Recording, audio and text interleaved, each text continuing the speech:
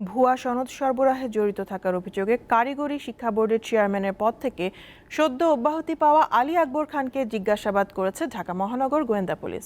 জিজ্ঞাসাবাদ শেষে আলী আকবর ডিবি কার্যালয় থেকে বের হওয়ার পর সাংবাদিকদের সঙ্গে কথা বলেন ঢাকা মহানগর গোয়েন্দা পুলিশের অতিরিক্ত পুলিশ কমিশনার হারুনুর রশিদ। জানান, আজকের মতো আলী আকবর খানকে ছেড়ে দেওয়া হয়েছে, কিন্তু তাকে আবারও জিজ্ঞাসাবাদ করা হবে। যদি মনে হয় তিনি জড়িত, তাহলে তাকেও গ্রেপ্তার করা হবে। হাজারো হাজারো সার্টিফিকেট, মার্কশিট টাকার বিনিময়ে অবৈধভাবে বিক্রি করে সেগুলি আবার অনলাইনে ভেরিফাইড করে আপলোড করে দেওয়ার মতো জঘন্য কেলেঙ্কারি ঘটনা কিন্তু ঘটেছে এবং ইতিপূর্বে কখনো এগুলি ঘটে নাই। মানে কুয়েটের একদল প্রতিনিধি দল আসবে, তারা এটা ভেরিফাই করতে আসবে, তাদের সাথে আমাদেরও টিম থাকবে।